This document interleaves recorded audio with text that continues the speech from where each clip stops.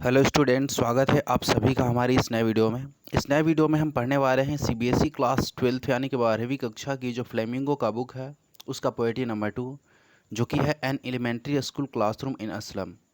मतलब झुकी झोपड़ी वाले क्षेत्रों में एक एलिमेंट्री स्कूल है, उसके बारे में हम पढ़ने वाले हैं।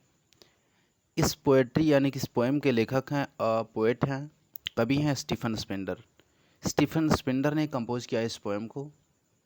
सबसे पहले हम समझते हैं अबाउट द पोएट। पोएट के बारे में कुछ छोटी मोटी जानकारी हम रख लें तो सबसे पहले देखें उनका जन्म हुआ था 1909 में, 1909 में उनका जन्म हुआ था और डायड इन 1995 और 1995 में वो मर गए। और ये स्टीफन स्पेंडर जो थे ना, बहुत काफ़ी हार्ट टचिंग पोएम को लिखा करते थे जो कि रियलिटी बेस हुआ करता था। और ये जो फर्स्ट सबसे पहली बार ये पब्लिश किया गया an elementary school classroom in a slum, इसको सबसे पहली बार 1964 में पब्लिश किया गया था। बेसिकली इस पोएम के बारे में, पोएट्री के बारे में छोटी मोटी जानकारी मैं दे दूं तो ये जो पोएट्री है ये सोशल इनजस्टिस को दिखाता है जो कुछ बच्चों के प्रति हुआ करता है, जो झुग्गी झोपड़ी वाले जो बच्चे हैं उनके प्रति जो हुआ करता है। तो चलिए आइए देखते हैं, हम इसके समरी को देखेंगे। देखिए, यह समरी इसमें दिया है कि द पोएम रिजेंबल्स, ये पोएम दर्शाता है या दिखाता है vivid description of school classroom in Aslam.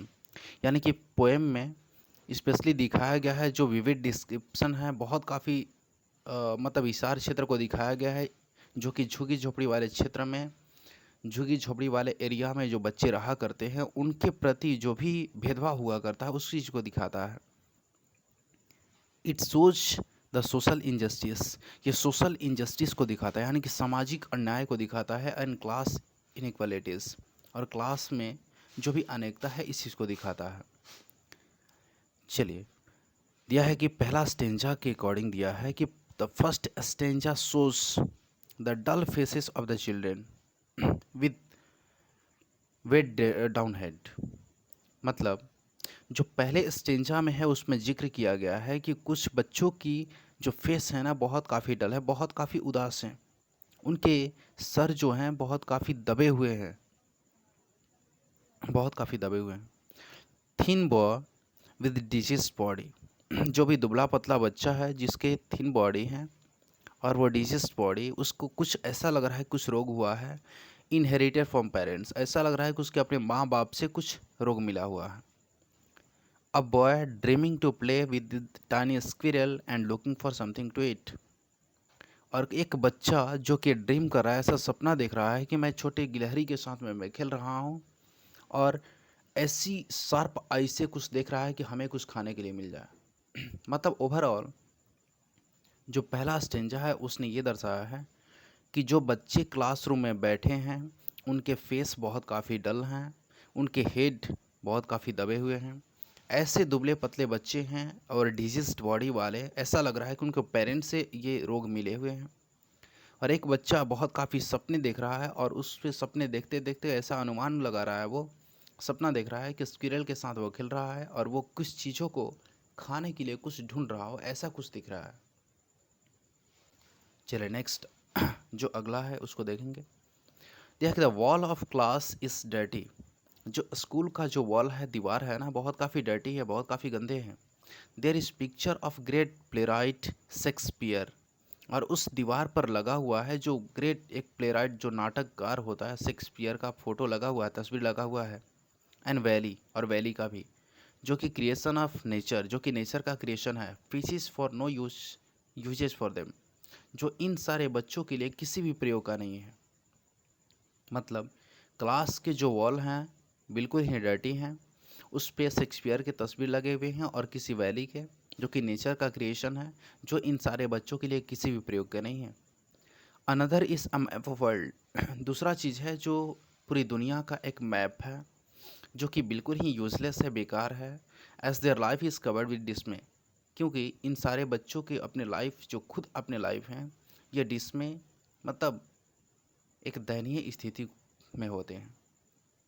This all things conclude विक्ट, ये सारी चीज़ें उन लोगों की लाइफ के लिए, बच्चों के लिए बहुत काफ़ी एक वीक पॉइंट है, मतलब इन बच्चों के लिए बहुत काफ़ी एक बेकार की तरह है। This things forces them stealing things, और ये सारी चीज़ें उनके मन में इच्छा जगाना और उसको पूरा करने का अगर कुछ तरीका नहीं होना, ये सारे कुछ उनको लीड करते हैं वस्तुओं को चुराने के सेंस में। They are with skinny hand like skeleton. और कुछ बच्चे तो ऐसे बैठे हैं उनके स्किनी हैंड हैं, मतलब स्किनी हैंड कहने का मतलब है कि ऐसे बच्चे जो इतने दुबले पतले हैं उनकी हड्डी दिख रहे हों, मतलब स्केल्टन की तरह। The education system teachers to live in slum. जो कि एजुकेशन सिस्टम उन्हें एक ऐसा शिक्षा दे रहा है कि उन्हें स्लम में ही रहना है। चलिए लास्ट सिंजा बोला है कि the poet is requesting the authorities. अब समझिएगा, इस पोएट्री के माध्यम से जो पोएट हैं स्टीफन स्पेंडर, वो रिक्वेस्ट कर रहे हैं हायर ऑफिशियल यानी कि अधिकारी वर्ग से कि अलाउ किया जाए इन बच्चों को to go and learn the reality of map, मतलब मैप के रियलिटी को समझा जाए। यहाँ सॉरी ऑफ होना चाहिए।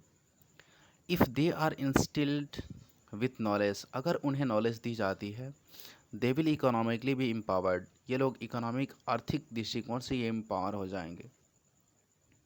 दोज हु मेक, जैसा कि कहा जाता है कि those who make the history, जो कि इतिहास बनाते हैं, आर द वंस, वैसे होते हैं, who shine like the sun, that sun, माने उस सन की तरह दिखते हैं।